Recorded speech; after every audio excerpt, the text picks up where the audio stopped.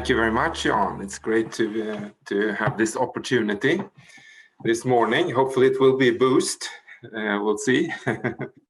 But anyway, yes, the Gothenburg Mobilisation. It's almost a year ago, actually, when I got the question from my friend and colleague, Paul Wielander, if I wanted to take on this assignment. And the first thing that I did was really to look into what are we doing in Gothenburg as a company. I mean, we're a big employer, we're a big company here, of course, and this is our home. And made interviews both internally and externally to arrive at a strategic agenda. And I will come back to that in a minute, but that was really the first couple of months. And then since basically after the holiday period, the vacation period, and we have been pushing along and steaming along very rapidly in certain areas. And I'll go into depth with one of the initiatives actually here. So the background, you could say, from a mobilization perspective is this old saying in Gothenburg and Sweden, is that what's good for Volvo is good for Gothenburg and Sweden and vice versa. And we believe strongly in that. I mean, this is our home. We have you have to sort of mobilize from a position of strength, and that you do very well, of course, when you are in the comfort of your surroundings and where you have the biggest base, and we have, of course, our largest pool of employees in the area. And we thought we should take the next level when it comes to really utilizing that strong position. And what we have done is to take a grip on and coordinate certain areas where we before perhaps then were working in separate channels, and we have been trying to sort of consolidate this into one strong agenda with three main pillars. And the first one we call a company fit for the future. And it's really about the necessary preconditions that need to be in place in order to run a successful operation in your home city where you have the headquarters. And this is everything from competence sourcing to the expert taxation, to making sure, working together with the city, that it is an attractive city, a safe city. Societal and social responsibility are part of that pillar, and many areas also when it comes to, for example, infrastructure around our premises, our operations that are necessary to make sure that the goods come at the right time, but also that we have good transportation solutions for our employees. City of Green Innovation, I'll dive into a little bit later, but it is really about, together with the city and other parties here, create more of a visionary thinking for the future. And of course, we are all in the green transformation today, and combining that with innovative solutions is really what we would like to do as Volvo Cars. And as I said, I'll come back to that. The last but not least, the third pillar we call World of Volvo, and it's a completely new experience platform and brand center we're building up close to the Liseberg facilities. And this is a joint effort together with AB Volvo. And we're essentially moving our museum from where we are today at Arendal over into the city center. But it will be much more than a museum. It will really be a brand experience center with great conference facilities, with opportunities then for people young as well as older to gather and to have the opportunity to experience what we are as a brand and what we stand for. And it's going to be exhibitions, And we'll have that as a completely open arena for people to come and visit without any restrictions. And so we're really looking forward to that. The intention is that we will open the facility up in the second quarter of 2023. So it's something really to look forward to, and hopefully at a later stage we can share a little bit more when it comes to World of Volvo. Now, Gothenburg Green City Zone is part of what we call City of Green Innovation, and it was initiated by the City of Gothenburg through Business Region Gothenburg and Volvo Cars. And this is really a broad public-private partnership initiative that takes a system-level perspective. And this was an idea that came up as we put the City of Green Innovation as a pillar. This generated a lot of ideas and excitement internally.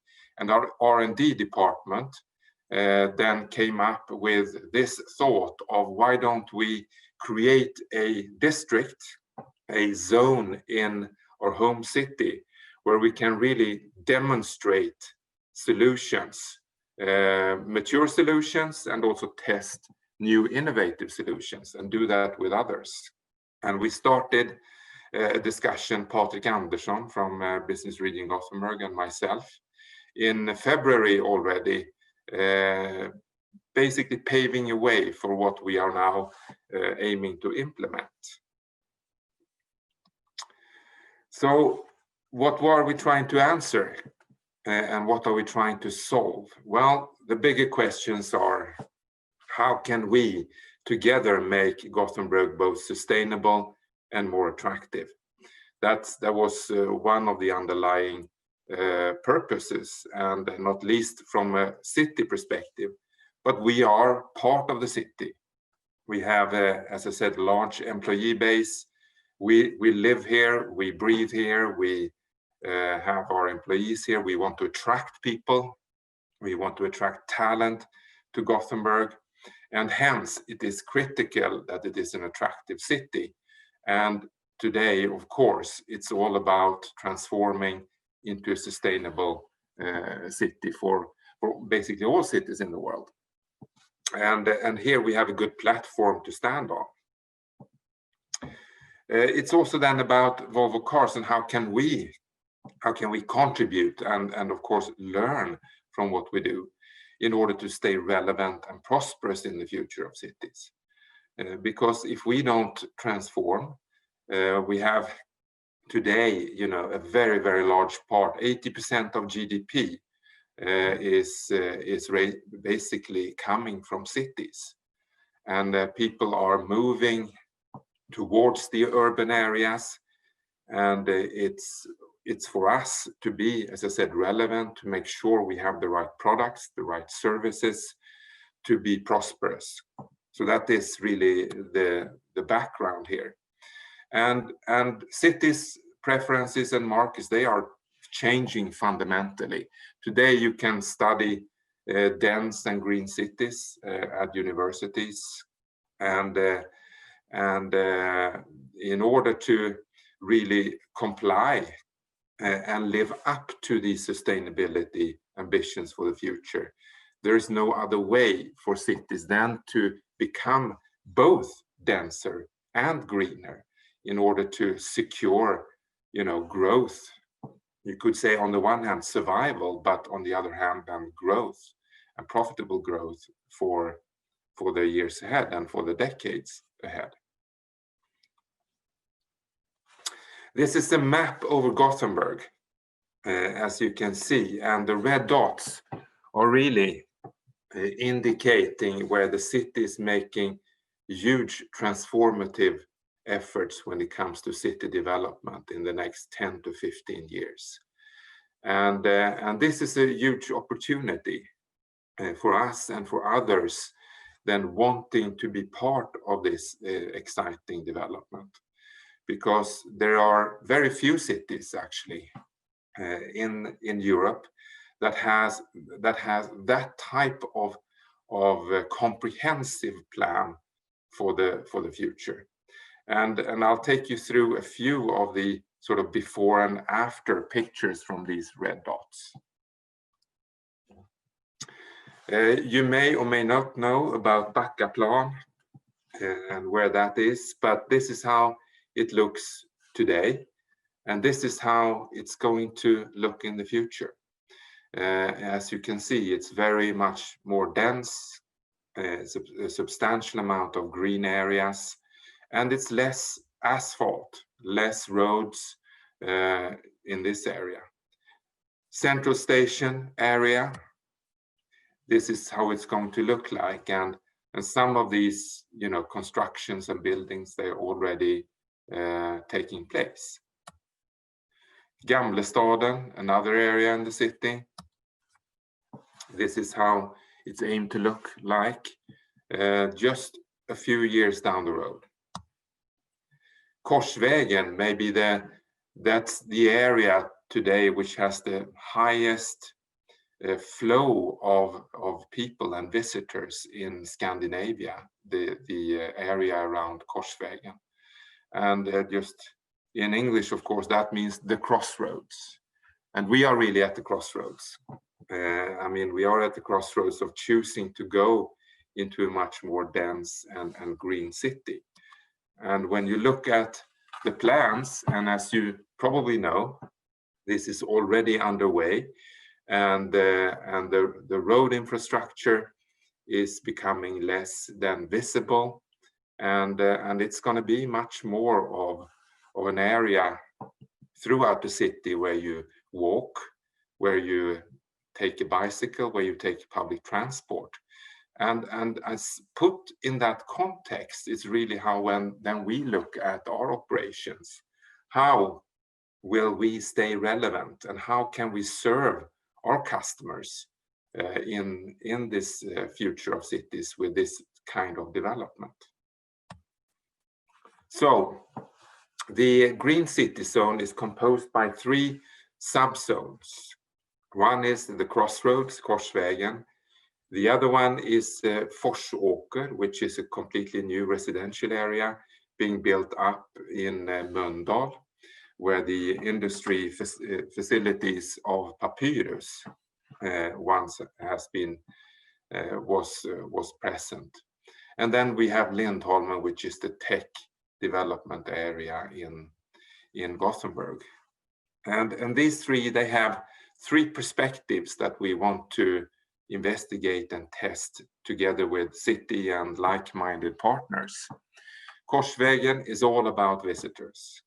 Yes, we know how this area is suffering today under Corona, but this should of course come back to a new normal. And then the intention is really to double the number of visitors in 10 years' time. And so we're basically then, as you take a step back, and we see here that the city is becoming greener, it's becoming denser, less asphalt, less parking, but with double amount of visitors. So this is a real challenge for all involved to how to solve that. Forsåker is a residential area, and that's where we would like to then test, you know, complete mobility solutions within a residential area. And Lindholmen is about commuting. And as you know already today, that area is quite stressed when it comes to traffic flows, public transport, and so on, and it will not become easier. So here is something that we need to solve, and we cannot solve it, of course, together. The city cannot solve it together. We have to solve it together. Now, this is then breaking this down into a little bit more manageable pieces. On the left-hand side, you see the vision from Volvo Cars. We call it freedom to move in a personal, sustainable, and safe way. And personal is a lot about, you know, creating convenience and convenient both product and services for our customers. Sustainability, it goes without saying. We have huge ambitions here. We have said that 50% of of our sales in 2025 will be electric cars. We have electrified vehicles on every model today, and we have substantially increased our sales of plug-in hybrids from 2019 to 2020. We are in effect actually in the leading position when it comes to electrified vehicles. And that's really our ambition going forward. We want to be among the leaders in the segments that will be growing, and it's all about electrification, electric vehicles. And our intention is then to launch one electric car every year in the years ahead. So freedom to move, personal, sustainable, and safe way. And breaking this down, personal is about connectivity, it's about shared mobility solutions. Sustainable is mainly about electrification and making sure that that happens in a progressive way.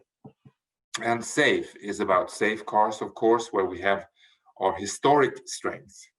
And it is about coming closer and closer to what we call autonomous driving solutions. The green city, from our perspective, is about convenient, reliable, and premium products that are preferred by citizens in well-developed cities of tomorrow. And if you then take the city perspective, it is really a green strategy.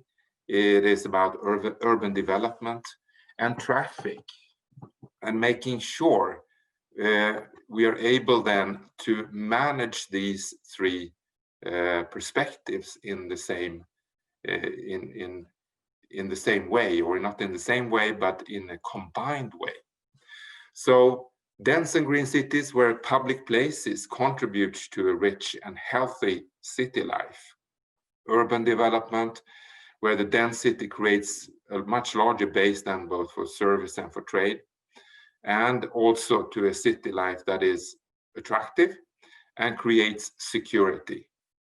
Security is a main concern in many large urban areas, and also in Gothenburg. And this is something that of course need to be addressed in order for it to become fully attractive. Traffic strategy, well, here it is about having more people will travel, and there will be different traveling solutions, transport solutions. At the same time, the city needs to become more competitive to attract business from the outside, to be a great platform for export and for trade. And if you then, as I said before, combine that ambition for growth with reducing the climate impact from the transport sector, then you have three really big challenges all at the same time. So we've been sitting down with Business Region Gothenburg, and we have then taken a look at both our perspectives, and we've said, okay, now it's time for us then to really drill down what are the joint challenges, because in order to be able to be successful going forward, as I mentioned, this is all about collaboration. So we are now in the midst of a process where we, together with the city, together with other like-minded partners, are starting to drill down in the joint challenges. Once we have the joint challenges then defined, then we will open up for others to help to solve those challenges in a challenge innovation process, in an open way. And this we look really forward to, because this is a broad assignment for many to join in on. And it is about the individual perspective, both the individual people, but also then of course legal entities.